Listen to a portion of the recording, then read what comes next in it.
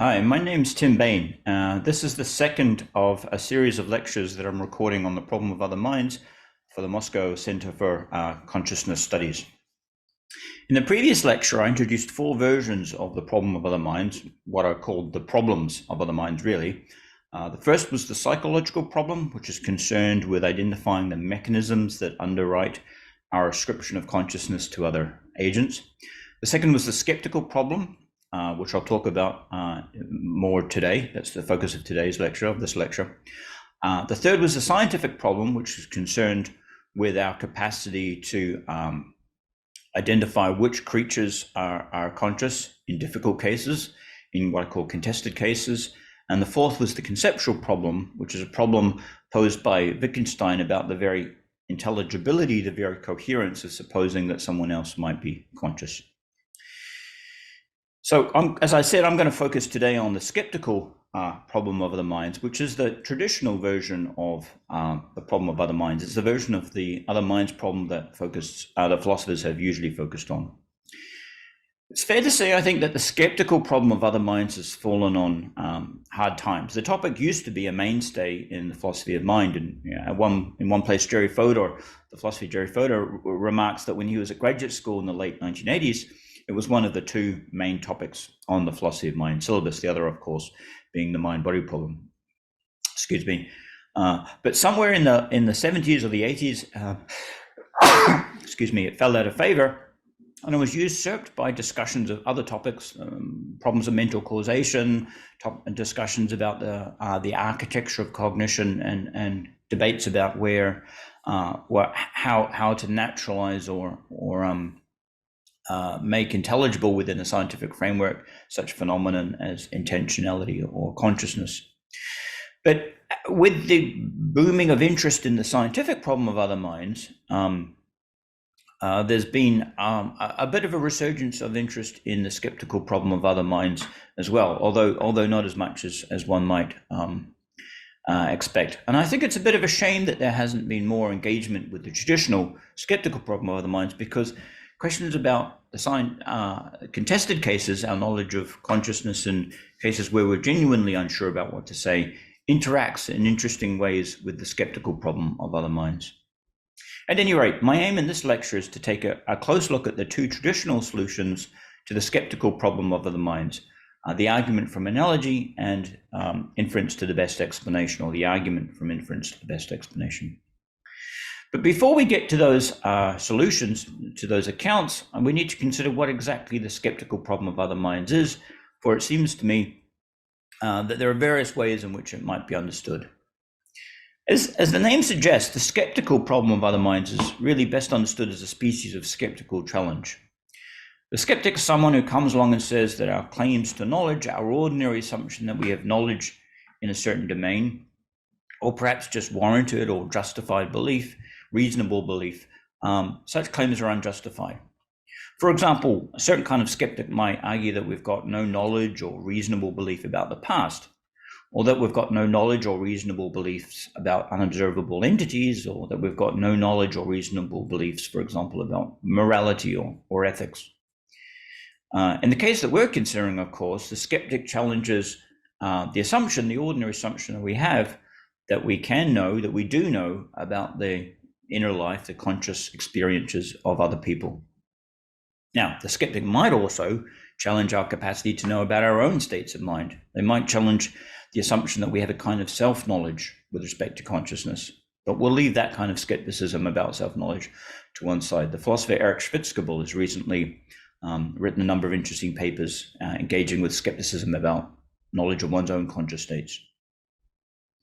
Now, as with other forms of skepticism about other minds can take different strengths. That it can be understood in weaker forms or stronger forms. A weak form of skepticism claims that, as a matter of fact, we don't have knowledge of the conscious states of other people, but it allows that, in some sense, such knowledge might be within our reach. There are ways that we could, in principle at least, acquire such knowledge. Evaluating skepticism of that kind would require engaging with the psychological problem of other minds. It would require saying something, addressing the question of how we actually come to know how we make ascriptions of consciousness to other people. A stronger and, in my view, more interesting form of skepticism challenges our capacity to acquire knowledge of other minds. From this perspective, the question of how we ascribe conscious states to other individuals isn't so relevant. The focus is really on whether there is some kind of inference procedure, whether or not it's one that we actually use, that could be used to generate knowledge, or at least reasonable belief, justified belief, warranted belief about other minds. That's the kind of skeptical challenge that I'm going to focus on here. And I think it's fair to say that that's been the traditional focus of the skeptical problem of other minds. I want to raise two more preliminary issues before we consider the first of the two proposed solutions to the skeptical problem. The first issue is this: what exactly should we expect from a solution to the skeptical problem? Some discussion seem to suggest that what's required is an account that delivers certainty about the conscious states of others, that puts the question of whether other people have experiences and whether they have experiences of the kinds that we take them to have beyond any reasonable doubt, beyond reasonable debate. In my view, that would be to set the bar for a solution to the skeptical problem too high. For, in principle at least, all sorts of information could undermine our everyday ascriptions of consciousness. Suppose, for example, you were to discover that one of your neighbors had a radical kind of brain surgery in his teens, and a great deal of the ordinary circuitry that he was born with was replaced with various kinds of microcomputational devices. Or suppose that you discover that the surgery that was performed on your neighbor is even more radical, and that connections between his executive and volitional centers on the one hand and the motor control centers of his brain were severed, and that his actions are actually controlled by a team of scientists based in Silicon Valley, for example. Information like that would presumably call into question, would raise reasonable doubts about whether your neighbor has the kind of conscious states that you typically ascribe to them. Indeed, might even call into doubt whether your neighbor's conscious at all. What these cases, or what this case shows, I think, is that there's some kind of slippage, there's some kind of close interaction between the skeptical problem of other minds and the scientific problem of other minds. What I mean by this is that cases which might seem to involve ordinary human beings, one's friends, one's neighbors, one's family members, could turn out to be problematic in precisely the ways in which the ascription of conscious states to, say, infants, brain damaged patients, non-human animals is. In other words, cases that look like they fall within the scope of the skeptical problem of other minds could, on close examination, turn out to really fall within or be best understood within the scope of the scientific problem of other minds.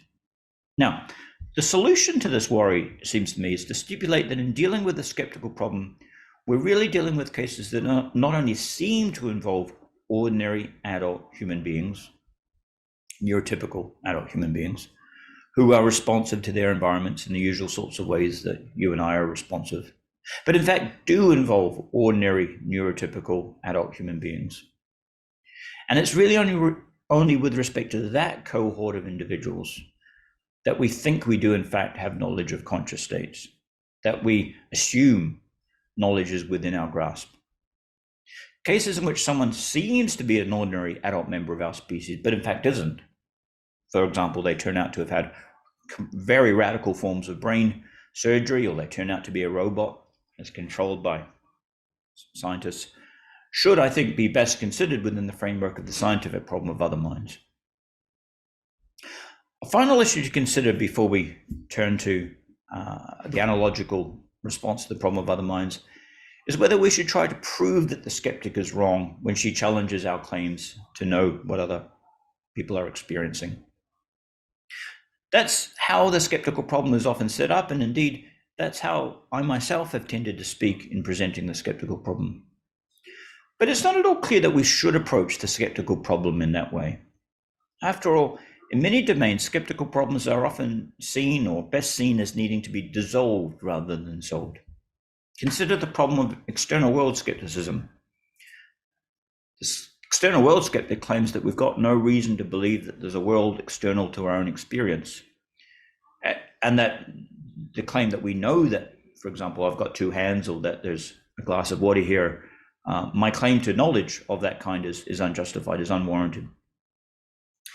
Can we prove to the skeptic's satisfaction that there is an external world? Many have thought that that quest is a doomed one. It's futile. It's impossible to execute.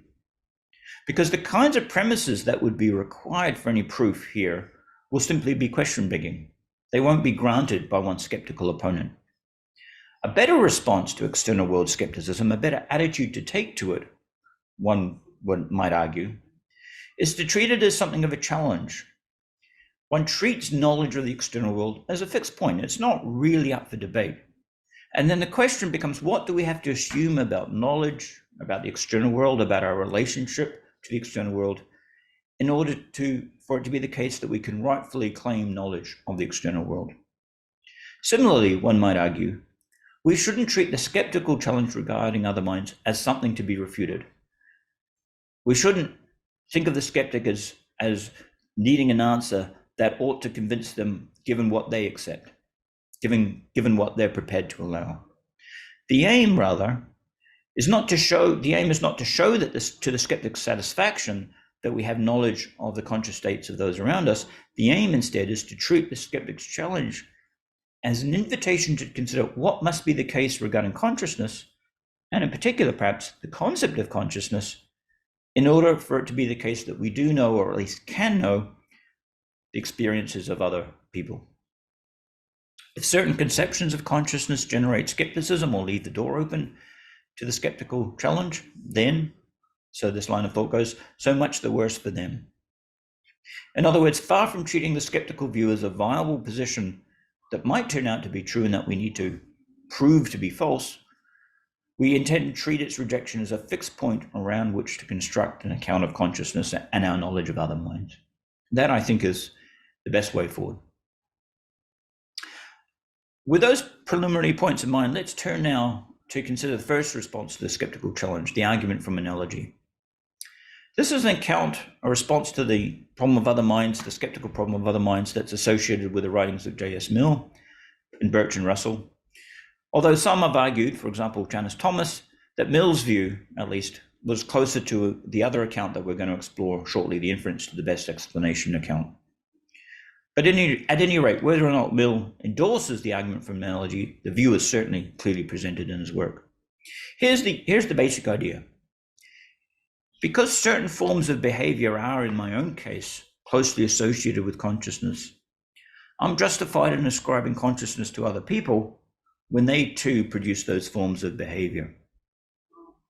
The argument can be run at the level of the generic property being conscious, or it can be run at the level of more determinate properties, more determinate kinds of conscious states, such as being perceptually conscious, having bodily sensations, or even particular kinds of perceptual experiences, seeing yellow, seeing a glass in front of one, having conscious pain, for example. One way to think of the argument from analogy, and the way I'm going to think of it, is that it's really an inductive argument from a single case. If you like, it's a one-shot induction. I'm the single data point. The data point is, in my case, there's a correlation between certain kinds of behavior and certain kinds of conscious states, certain kinds of behavioral dispositions. And given that data point, given that one-shot data point, that single case, the thought is, I'm allowed or I'm licensed to make inferences about the conscious states of other people based on their behavior. Now, over the years, and as my introductory comments indicated, it's a long-established response to the problem of other minds, going back to at least to the work of Mill. The analogical arguments come in for a lot of criticism. Some of these criticisms, I think, are reasonable. Many of them are quite strong. Others, it seems to me, have less force and can, I think, be effectively rebutted. Let me begin with some of the criticisms that I think are not so strong and not so worrisome. First, some people argue that behavior is not uniquely associated with particular experiences, and that a single kind of behavior can be associated with multiple experiences, and that this undermines the argument from analogy. I'm not sure that it does. It's certainly true that behaviors are not uniquely associated with particular mental states, that there can be a one-to-many mapping from behavior to, as it were, mental states, conscious states. Here's an example. Suppose you see me run from my house. I might be running because I believe that my house is on fire and I want to escape from it. I've got these conscious thoughts, conscious belief, conscious desire to escape from, believe that my house is on fire, conscious desire to escape from it. I might be running because I'm trying to get help for someone who's injured. I might be running simply because I'm exercising. Similarly, even forms of behavior that are closely related to particular conscious states, such as crying, which is, of course, closely related to experiences of pain, can, in context, be associated with other kinds of experiential states. Crying is not just associated with sadness and pain, but can also be caused by, correlated with joy. So the worry here is that if a single type of behavior can be associated with multiple, perhaps indefinitely many mental states, how could inferences from behavior to mentality ever be justified, let alone underwrite claims to knowledge? I think the response to this objection involves recognizing that the interpretation of behavior doesn't rest on a single narrowly defined item of behavior. Instead, we make inferences based on behavior to consciousness holistically, on the basis of the target's overall behavioral profile, where this includes what they're doing now, what they've done in the past, what we think they might be doing in the future, and their environment. If that profile is consistent with a number of interpretations, as it sometimes is, then it may be the case that no single interpretation of that behavior does in fact yield knowledge. We might look to a person's context in trying to figure out whether their emotion that's responsible for their tears is joy or sadness or pain. And if the context doesn't disambiguate, if, for example, in many cases it does disambiguate, we might see that they're injured. That would seem to strongly suggest that they're in pain. We might see that they are at the airport greeting loved ones after a long absence, which would strongly suggest that they're happy. But if the context doesn't disambiguate, then it simply might be the case that we don't know in that kind of context what kind of conscious state the person is in. So we appeal to context, we appeal to the overall behavioral profile, we appeal to the environment in which that behavior is manifest. And that is perfectly appropriate. And we're still dealing, I would argue, with an argument from analogy, because the structure of the inference, the fundamental structure of the inference, is a one-shot induction. It's based on how I would feel were I producing those behaviors in that particular context. A second objection is that the analogical account can't deliver knowledge because it involves a one-shot induction, a single case. It's an inference from a single case. And the thought goes, one-shot inductions never underwrite knowledge. As people say in discussing the problem of induction, you need lots of data points in order for induction to really provide good evidence for a hypothesis. That's what's standardly said in teaching a problem of induction. And it's certainly true that one-shot inductions can be poor. I mean, suppose that I suffer from migraines after eating blueberries, and I know that you've just eaten blueberries. Would that give me a good reason to think that you too are suffering from a migraine? Well, surely not. I might happen to be right. Maybe you are, in fact, suffering from a migraine. But surely I don't know that you have a migraine merely because I've seen you eat blueberries. But the skeptic might continue. The blueberry argument, as we might call it, is no worse than the ordinary descriptions of consciousness as the analogical account conceives of them. Let's put the problem another way. The problem is to explain why one-shot induction can ground knowledge of other minds, given that it doesn't seem to do so in the migraine blueberry case. I think there are two ways of developing this challenge. One way to go is to say that one-shot induction is never rational. It never yields knowledge. And in his recent book on the problem of other minds, Tense Bees and Shell-Shocked Crabs, Michael Tai seems to go in this direction, suggesting that we have to reject one-shot induction to core. It's also a position, the rejection of one-shot induction is a position that's often encountered in conversation, I've found. The thought here is that in order for inductive arguments to be knowledge generating, they really need to be based on a large sample, and certainly n of 1 is not acceptable. There is a challenge here, I think, but it needs to be carefully formulated. In my view, the problem isn't with one-shot induction as such, for it seems to me one-shot induction can yield knowledge. I mean, here's an example. Suppose you've examined only one female wombat, and you've observed that her give birth to live young. You've got a single case, one female wombat.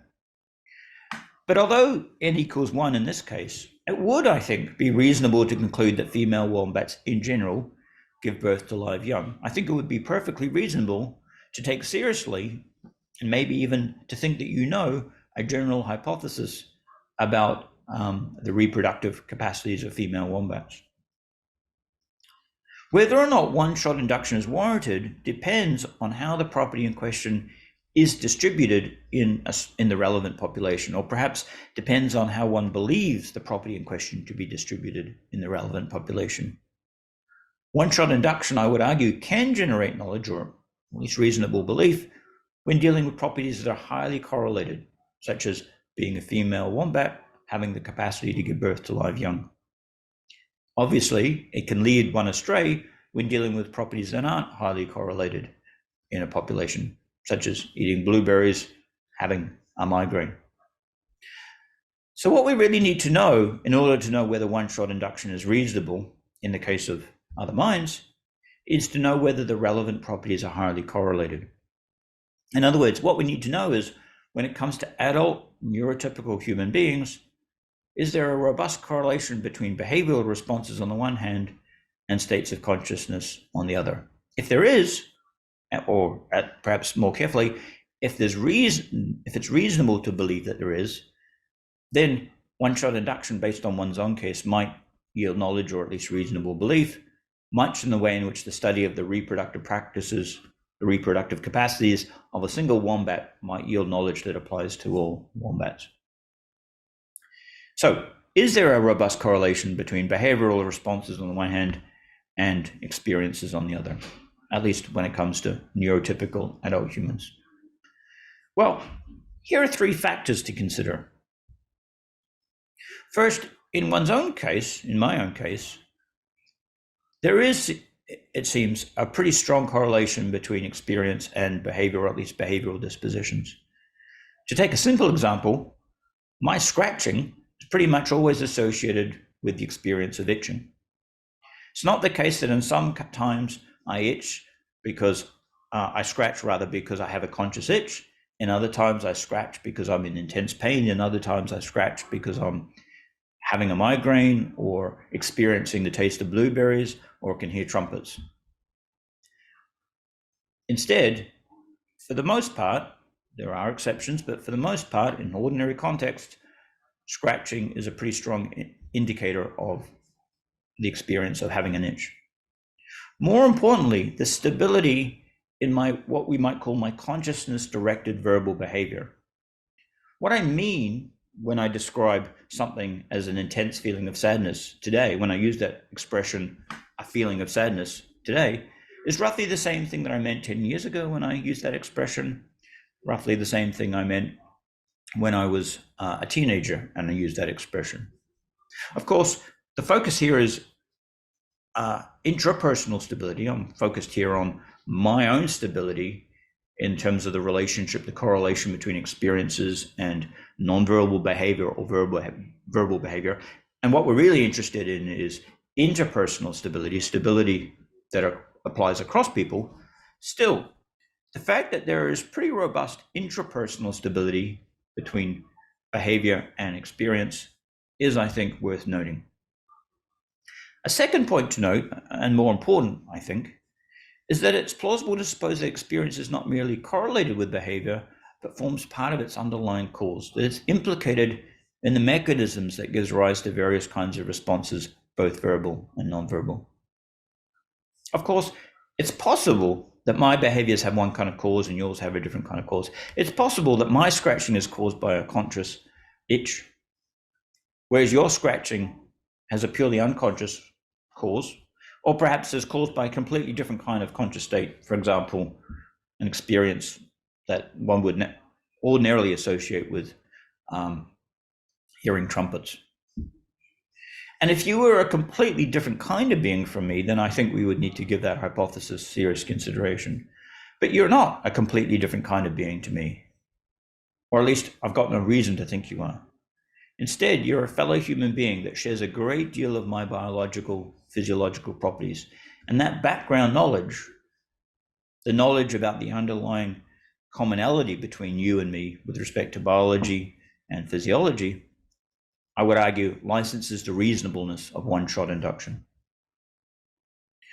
A third point, which builds on the second one quite closely, I think, is that not only is it plausible to suppose that consciousness and conscious properties are implicated in the causal structure of human behavior, there are also very plausibly selected properties that have been selected by evolution, processes of natural selection. You and I are related by descent from common ancestors, and as Elliot Sober pointed out many years ago in his paper, Evolution and the Problem of Other Minds, this provides further reason to think that there's broad uniformity when it comes to relationships or mappings between consciousness and behavior. So taking these 3 points together, and some of them have more force than others, the second and third points, I think, certainly have more force than the first, suggests that placing one's faith in one-shot induction, placing one's faith in the argument from analogy, isn't simply an unwarranted leap in the dark, as it's often suggested, it's often claimed, but as it were, is a reasonable attitude to take. It's a reasonable position to take. Of course, the skeptic might push back against these considerations. They might argue that we can't prove there's a robust correlation between experiential states and behavioral responses that obtains across individuals. And it's true, I think, that we probably can't establish the existence of such a correlation to the skeptic's own satisfaction. But as I noted above, it's not clear that establishing that kind of correlation, it's not clear that responding to the skeptic in a way that the skeptic themselves acknowledges as demonstrative should be our sole task, or even our primary task here. Perhaps all that needs to be done, at least all I'm trying to do here, is to show that the argument from analogy can, given reasonable assumptions, yield knowledge of the conscious states of others. And for the reasons that I've sketched here, it seems to me that that can indeed be done. So let me turn now to the second of the two traditional responses to the skeptical problem. This response is known as the inference to the best explanation response, or the IBE response. Inference to the best explanation is a form of argument in which one defends a hypothesis as reasonable, or argues that it's known, on the grounds that it provides the best explanation of the various hypotheses that are available. So, to use a well-known example, I think this comes from Peter Lipton's influential book on inference to the best explanation. You might defend the hypothesis that it rained last night on the grounds that that hypothesis provides the best explanation of the fact that the streets are wet. Other explanations are possible. One could entertain the hypothesis that a water main burst in one street. One could entertain the hypothesis that the neighbors had the hoses out and were spreading water on one's lawn. But all things considered, given background information, if those hypotheses are less plausible, are weaker, less explanatory than the hypothesis that it rained last night, then it's reasonable to accept the hypothesis that it rained last night. And one might even count as knowing that it rained last night. Similarly, the advocate of the IBE approach, the inference to the best explanation approach, argues that we're justified in ascribing experiences to other people, justified in thinking that they're conscious, and perhaps that they're in particular types of conscious states, on the grounds that doing so provides the best explanation of their behavior. Now, in comparison, in contrast to the argument from analogy, the IBE approach is a relatively new kid on the block. It's more of a newcomer to the debate. Although Mill can be read as defending a version of the approach, the first explicit defense of it that I know of is in a paper by Robert Pargeter in the mid-80s. It's also been defended by Andrew Melnick in a paper from the mid-90s, and a version of it is defended more recently by Michael Tye in the book that I mentioned above, Tenth Bees and Shell-Shocked Crabs. I'm going to follow Tye in setting up the IBE approach and introducing it, for I think the way he introduces the idea provides a useful lens to see some of the strengths of the IBE approach to the problem of other minds and some of its weaknesses. Tye doesn't begin with the paradigmatic examples of conscious states, such as perceptual experiences, bodily sensations, or moods or emotions, but with states that actually he himself doesn't regard as experiential, namely propositional attitudes such as beliefs, desires, and intentions. This is something of an aside, but I do regard those states, or at least manifestations of those states, versions of those states, as conscious states. I think conscious belief, conscious desire, conscious intention is a legitimate, distinctive kind of phenomenal consciousness. Tye, as I read him, doesn't, and thinks that what's distinctive about, and thinks that conscious belief, conscious desire, conscious intention, propositional attitudes more generally, are phenomenally conscious only insofar as they are associated with perceptual experiences or bodily sensations. That's something of an aside, given the current discussion, but it's an interesting and in certain ways important point. Okay, back to the propositional attitudes. Following a tradition that goes back to the American philosopher Wilfrid Sellars and includes figures as diverse as Daniel Dennett, Jerry Fodor, and Paul and Patricia Churchland, Tye argues that we're justified in ascribing beliefs and desires to each other insofar as doing so predicts and explains our behavior. Now, it's interesting to note that not all of the figures in this tradition do think that our propositional attitudes, that propositional attitude states do provide the best explanations of human behavior.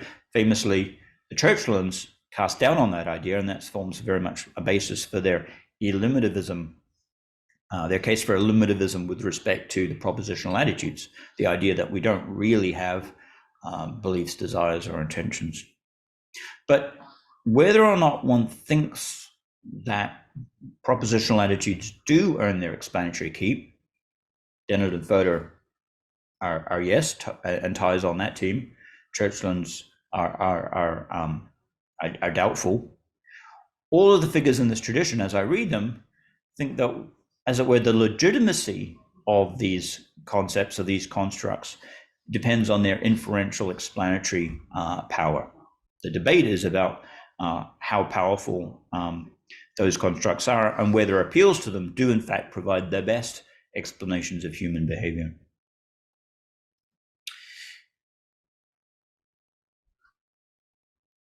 Now, one might argue, as Tye indeed does, that the merits of the IBE approach, the inference to the best explanation approach, don't apply only to the propositional attitudes, belief, intention, and desire, but extend also to include other types of conscious states, or, as he would see it, the kinds of conscious states that are essentially phenomenal.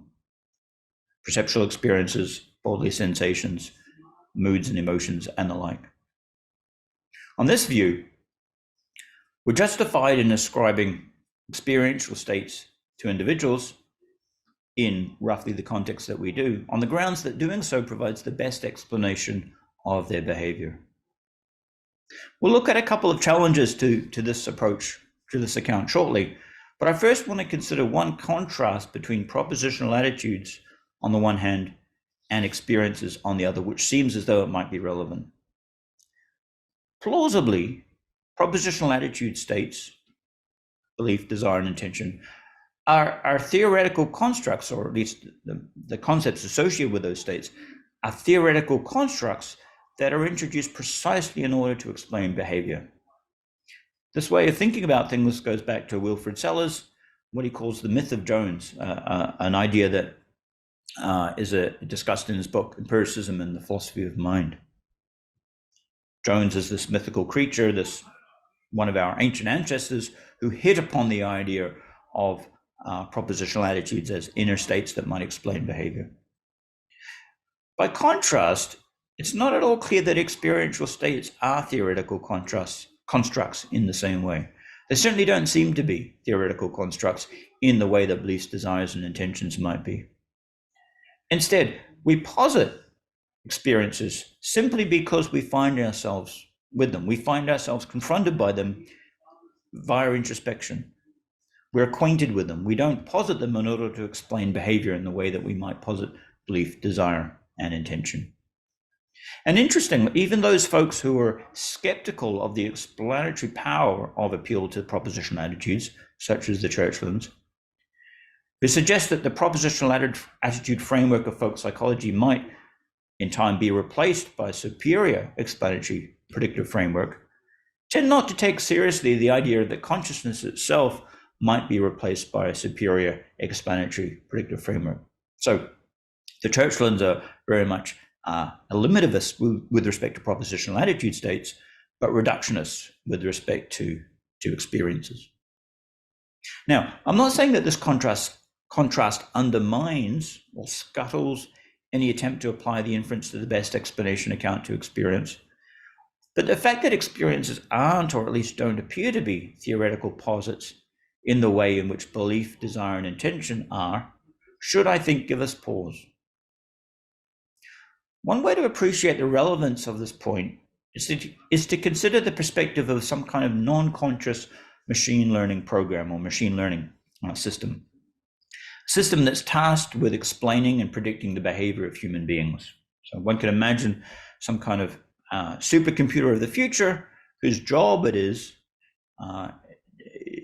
to explain and predict human behavior. You feed it all the behavioral, physiological input, and it's got to come up with a series of a set of constructs that might track, explain, predict human behavior. Let's call this machine predictor. It seems to me very plausible to suppose that predictor might hit upon the idea of ascribing internal states to us, states that are mapped roughly onto the states of belief, desire, and intention, as the best way, given processing constraints, of explaining and predicting our behavior. These states wouldn't be thought of as states of awareness, but as internal computational states that play various kinds of functional roles in governing thought and behavior. But would predictor, who, remember, is not a conscious entity, it's just an unconscious machine learning program, would predictor also ascribe consciousness to us? Would it ascribe experiential states to us? That's, I think, far less clear. According to one line of thought, predictor wouldn't even have the capacity to form concepts of conscious states. The formation of such concepts requires introspective attention to conscious states themselves, and remember, we're assuming that predictor isn't conscious. We touched on this conception of conscious concepts, that is, concepts of consciousness, in the first lecture, where I considered the conceptual problem of other minds. And even if predictor were able to form concepts of conscious states, it's far from obvious that it would have any reason to apply such concepts to us. Why? Well, there doesn't seem to be any internal connection between such states and the control of thought and action. And after all, it's the control of thought and action that's driving predictor here. That's what predictor wants to explain and predict. Experiences, and this goes back to the first lecture, this Hegelian conception of experience that I introduced, are conceptualized as purely subjective states that are defined in terms of how they feel, not in terms of their causal, explanatory, functional profile. So although we might have good reason to believe that as a matter of fact, conscious states play a causal, explanatory role in guiding thought and action, it's not clear that a non-conscious system like predictor would have any reason to posit such states in its attempts to explain our behavior. Let's dwell on this point a little by considering one of the examples that Ty uses to discuss the IBE approach.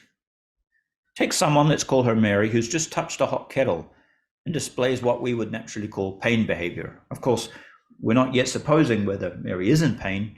We're just using that phrase to describe a range of behavior that, in our case at least, we associate with being in pain. So Mary protects her hand, she winces, she might cry. The natural hypothesis is that Mary is in pain, that she's got experiences with a distinctive kind of phenomenology that we associate with that term. So let's call that the pain hypothesis. That's the hypothesis that, as it were, we think we know when we form, and we think amounts to knowledge, involves knowledge when we look at Mary's behavior. Let's contrast the pain hypothesis with two other hypotheses that could be considered. One is an absent qualia hypothesis, in which Mary's pain behavior isn't associated with any kind of experience or qualitative state, any qualia in that sense, at all. And her behavior is fully explained in purely computational neurophysiological terms. Whatever exactly the terms are, they might involve representations of bodily damage, they might involve some kind of neurophysiological process, but there's no appeal to consciousness in this hypothesis. A third hypothesis is that Mary does have some kind of experience when she burns her hand, and that's what's explaining her behavior, but it's not an experience that is anything like the kind of experience that you or I might have when we wince, when we protect our hand, when we, as it were, say that we're in pain. Call that the abnormal qualia hypothesis. And in fact, that's not in some sense, it's not a single hypothesis, it's really a family of hypotheses, because there are all sorts of, as it were, non-pain qualia that could be substituted in for the abnormal qualia. Now, which of these hypotheses should predictor endorse? Should it endorse the thought that Mary is in pain? Should it endorse the thought that Mary is in some sort of purely physiological state and not appeal to the thought that Mary's in pain? Or should it appeal to the abnormal qualia hypothesis, according to which it posits some kind of experience, but not the pain experience? It is, I think, very natural to suppose that predictor would adopt the absent qualia hypothesis, would appeal to the idea, would endorse the idea that whatever it is that's explaining Mary's behavior, it's not going to be a conscious experience of some kind. Why? Well, I think there are two reasons for this. First, it's not clear why a predictor would need to posit something over and above any kind of internal representation of bodily damage to explain Mary's behavior. And even if that explanation isn't sufficient, it's not at all clear what explanatory advantage would be gained by assuming that Mary has some kind of pain experience in addition to having a representation of bodily damage. Experiential states don't, on the face of things, seem to do any predictive or explanatory work. And it's not clear why a predictor would be moved to ascribe them to Mary, or indeed to anyone at all. But if predictor, and here's the key part of this line of argument, if predictor won't or can't employ inference to the best explanation to justify ascribing consciousness to individuals such as Mary, then one might argue we can't either. In other words, in order for the IBE approach to provide a satisfactory response to the skeptical argument from other minds, it must be the case that it could also do the same job for predictor. And I've argued that it wouldn't do the same job for predictor, therefore it's not satisfactory as a response for us to the skeptic. Let's call that the objection from explanatory impotence. There are, I think, two ways of pushing back against this objection. First, you might try and push back against the assumption that predictor wouldn't have any reason to posit experiences in order to explain and predict human behavior. That assumption, you might think, rests on or presupposes a kind of separatist view of experiential states. This is a notion I talked about in the first lecture. A view on which experiences are raw fields, purely qualitative states that can be characterized only in terms of what it feels like to be in them. Separatism, I suggested, is highly controversial, and that even if there are some kinds of experiences, moods, perhaps, that are raw fields and have no representational or intentional content, Most experience, or at least many experiences, are shot through with intentionality. Perceptual experiences present one with objects and their properties. There's a red chair over there, a yellow ball over here, here's a glass of water. And many types of bodily sensations also seem to have an intentional dimension. Consider the pain hypothesis again. One of the key aspects of the phenomenology of pain is its aversive nature. We don't like being in pain. Now, there are various accounts of how to understand the aversive component of pain. Some analyze it in terms of representations of bodily damage, others in terms of an imperative to protect the bodily region in which the pain is located. But it's generally agreed that however aversive phenomenology is to be understood, it's got something to do with the representation of bodily integrity. Thus, one might argue, predictor might indeed be inclined to infer that Mary does have an experience of pain, a phenomenally aversive experience, in order to explain the fact that she protects her hand, she winces, and so on. In other words, maybe inference to the best explanation would lead predictor to posit pain experiences, to ascribe pain experiences to Mary, even though predictor itself is not a conscious entity. I think this line of argument's interesting. I'm not convinced that it quite works. At best, I think it gives predictor a reason to prefer the pain hypothesis over other experience-involving hypotheses, such as, for example, the hypothesis that touching a hot stove causes Mary to have a pleasurable experience, or the hypothesis that it causes Mary to have the kind of experience that you or I might have were we to eat broccoli, for example. But what it doesn't deliver, it seems to me, is any reason to think that predictor would prefer the pain hypothesis over the absent qualia hypothesis. We can put the point like this. Even if aversive phenomenology does have a necessary connection with bodily integrity, the predictor needn't appeal to states with aversive phenomenology in order to explain Mary's behavior. For it's not clear the hypotheses that posit conscious states and processes do any explanatory work that wouldn't be done equally well by hypotheses that posit unconscious states and processes. In sum, rejecting a purely qualitative or raw feels account of experiential character, as I think we should, doesn't really enable us, I think, to counter the objection from explanatory impotence. A more effective way, I think, of pushing back against the objection from explanatory impotence grants that predictor has no reason to ascribe experiences to us, but denies that this has any bearing on what hypotheses we have reason to adopt.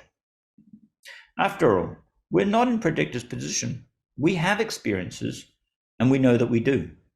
So even if the pain hypothesis isn't justified on inference to the best explanation grounds from predictor's point of view, it may well be justified on inference to the best explanation grounds from our own point of view.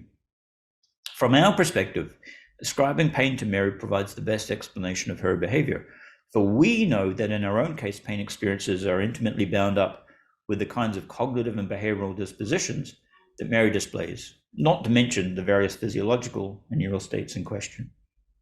Taking all of this information into account, the pain hypothesis is far superior to its two rivals.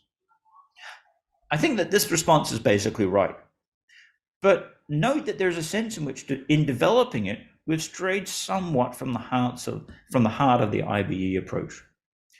Crucially, we're now relying on facts about ourselves, such as the fact that we're conscious and that we know we are, and that in our own case, certain types of experiences play distinctive roles in explaining and predicting our own behavior. In other words, the view that we've arrived at here is no longer a pure version of the IBE approach, but is a kind of hybrid between the analogical and inference to the best explanation accounts. All right, I'm going to wrap this lecture up here and we'll leave the skeptical problem to one side. The next lecture, I'm going to move on to what many regard as the most interesting and indeed the most pressing version of the other minds problem, the scientific problem of other minds.